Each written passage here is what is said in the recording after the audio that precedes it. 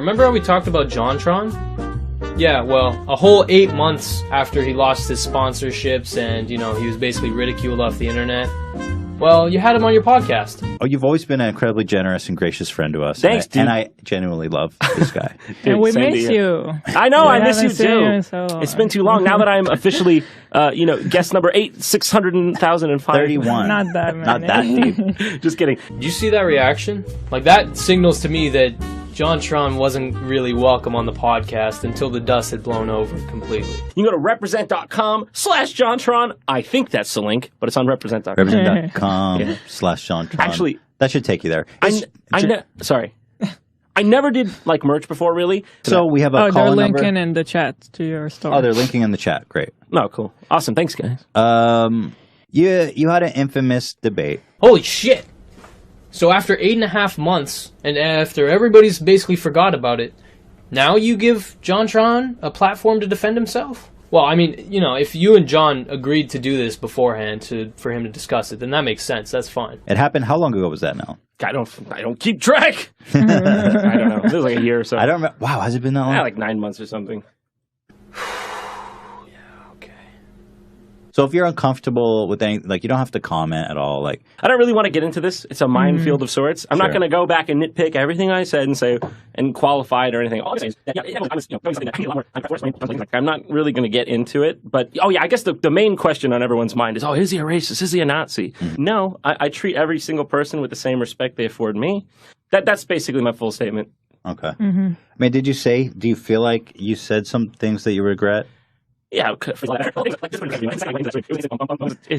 I don't like reliving it. No, I don't. Did you have a lot of self-aware moments during that? Where Of course, you're the whole time.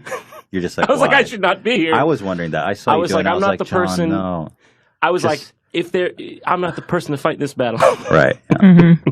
Well, let me just say for the record, like, that I disagree with a lot of the stuff you said. I really don't want to get into this. I would like to move on as quickly as possible because I just really don't want to get into this. I just want to make people laugh. That's really, I'm not trying to get back into this. I just treat people with the same respect they give me at the end. Right. Don't want to hurt anyone. Yeah. That's me. Don't want to get into it past that. Okay. Fair enough. Is that fair enough for you? Yeah, fair enough. Okay.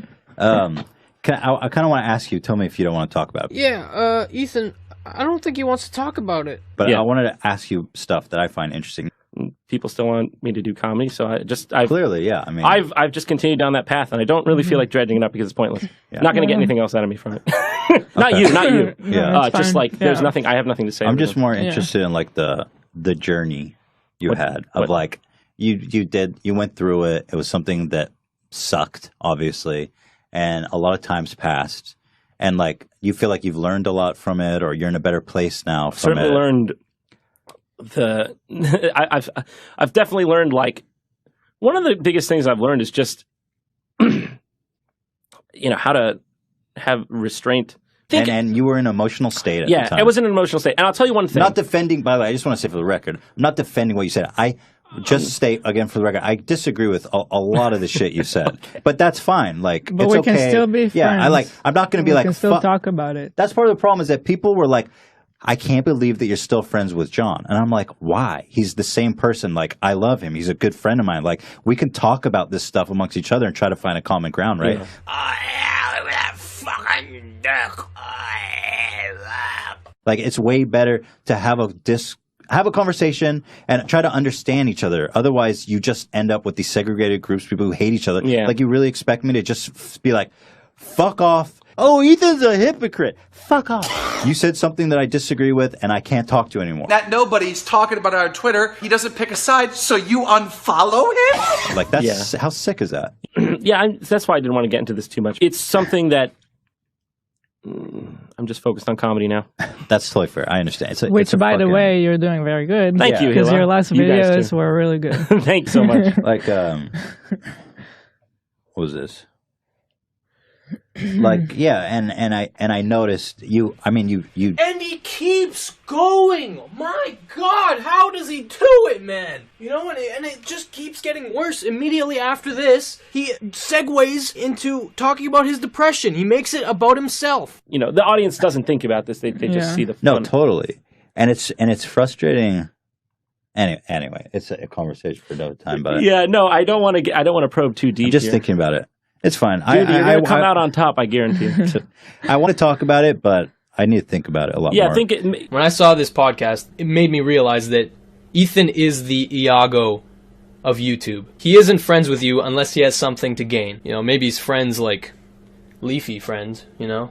Like that kind of friendship. But unless you have something directly to benefit him, you're not friends. Like, seriously, notice how everybody who he openly claims to be his friends, all the friends he includes in his videos are wildly more successful than him. It's because he's opportunistic by nature. I don't even know that I should blame him, but I will, because he is. I mean, I genuinely don't think he has ever collabed with a smaller YouTuber. You know, take that how you will. He has no obligation to, but it says something, considering how many friends he has in the community. But sure, he'll have John on the